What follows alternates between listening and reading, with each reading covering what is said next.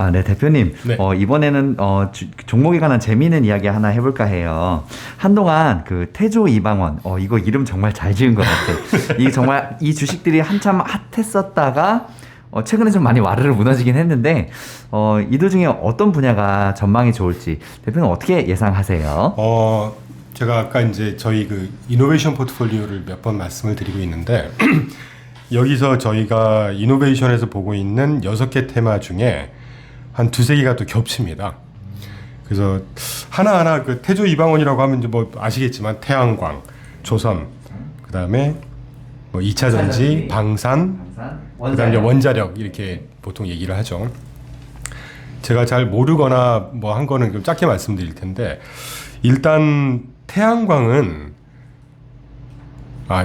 그냥 있는 그대로 말씀드려도 되죠. 괜찮아요. 네. 일단 태양광 같은 경우는 적어도 우리나라에서는 그렇게 유망한 섹터는 아니라고 보고 있습니다.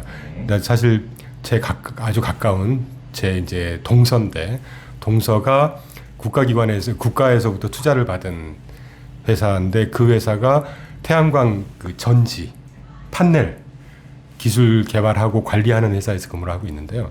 그 친구한테 얘기 들어보면 이 태양광 패널이나 패널이라고 하던가 하여튼 그렇게 얘기를 그게 이 먼지, 비바람 거기에 오염도가 굉장히 높아가지고요.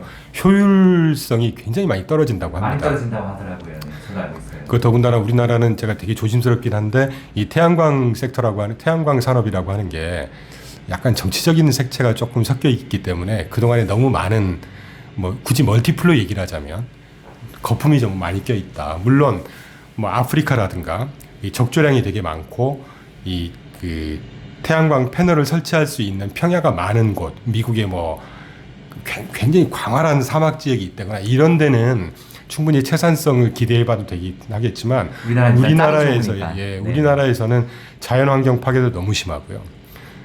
되게 그 비효율적인 부분이 너무 많다고 생각하고 있고 이 정도까지만 말씀을 드리기로 하고요. 조선 같은 경우 최근에 조선이 좋았던 거는 우크라이나 전쟁 때문에 LNG 보급선에 대한 수요가 갑자기 확 뜬 거지 않습니까?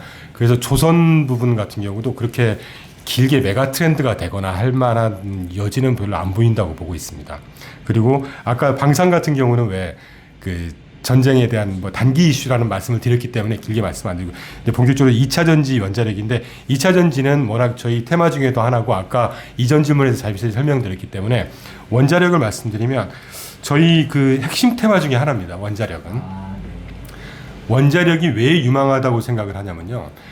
사람이 앞으로 우리가 일상생활을 하거나 이 투자도 마찬가지지만 가장 많이 회자되고 언급되는 어떤 사회적인 이슈라고 하면 환경오염, 에너지, 그래서 이제 ESG라든가 뭐 탄소 감축 이런 것들이 아주 큰 어떤 큰 메인스트림으로 자리 잡고 있는 상황인 거잖아요.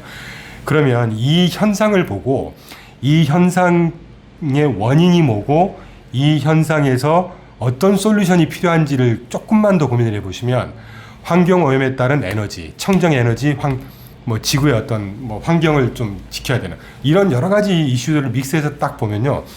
에너지 분야에서는 그동안에 이제 탄소 배출이 많았던 그래서 부작용이 많았던 석유 기반의 탄소 기반의 어떤 에너지 원천이 있었고 이거를 되도록이면 줄이고 이제 환경을 좀 더 생각하자라고 한 게 신재생 에너지고 신재생 에너지라고 하면 대체 에너지라고 하면 풍력, 수력, 태양광, 태양력, 원자력이지 않습니까? 근데 공교롭게 석탄 에너지를 포함해서 이 5가지 에너지 분야 중에 환경 오염도가 가장 적은 물론 그 원자력이 어떤 2014년도에 후쿠시마 원전 사태 때처럼 오염이 되면 걷잡을 수는 없긴 하겠지만 그때와 지금과는 상황이 틀립니다. 이따 설명드리기로 하고요. 결론부터 말씀드리면 환경 오염도가 가장 낮은 분야가 원자력이고요.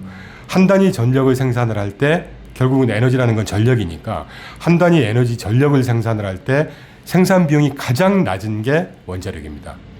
그리고 그 업종에 종사하면서 관련된 어떤 사건, 사고가 있을 거 아닙니까? 사망률이라고 할 때 가장 적은 게 원자력입니다. 네. 중요한 거네요. 네. 그리고 또 하나는 아까 언급됐지만 2014년도에 일본 후쿠시마 원전 폭파가 되면서 전 세계가 아뜨했거든요. 그러면서 이거 심각하네. 그러면서 그때 전 세계 기조가 야 원자력이 안 되겠다, 위험하다. 그래서 새로 짓는 것도 스탑, 가동 중인 것도 이제 멈춰. 이랬다가 근 한 5, 6년 쭉 오면서 2018년도에 깨달은 거예요. 이거 이게 비용 대비, 그러니까 이를테면 효율성이라든가 정말 중요한 에너지 사업. 제일 중요하구나. 다른 건 감당이 안 되는구나. 이걸 깨달은 거예요.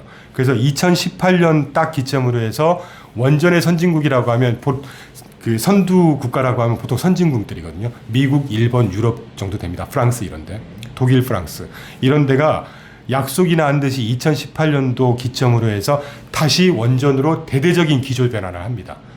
그래서 지금 몇 년을 구가하고 있고 앞으로 저희는 아주 단적으로 이 원자력 쪽은 이 비즈니스 사이클 주도력이라든가 메가 트렌드는 충분히 될 거라고 보고 있어요. 그래서 핵심 종목도 하나 투자를 하고 있고요. 그래서 대충 이 태조 이방원 중에 2차 전지와 원자력 정도가 중장기 투자 테마로서의 어떤 우리가 조금 더 그 유망한 종목이라고 볼 수 있을 것 같고, 뭐 랩업하자 그러면 아까 방산 같은 경우는 좀 단기적인 이슈, 그리고 태양광은 저희 기준에는 전혀 더 투자 유망성이라든가 이게 잘 안 보입니다. 그리고 이제 조선도 조금 단기적인, 좀 시클리컬하게 움직이는 쪽에서 살짝 올라가는 정도, 뭐 그 정도 보고 있습니다. 네, 알겠습니다.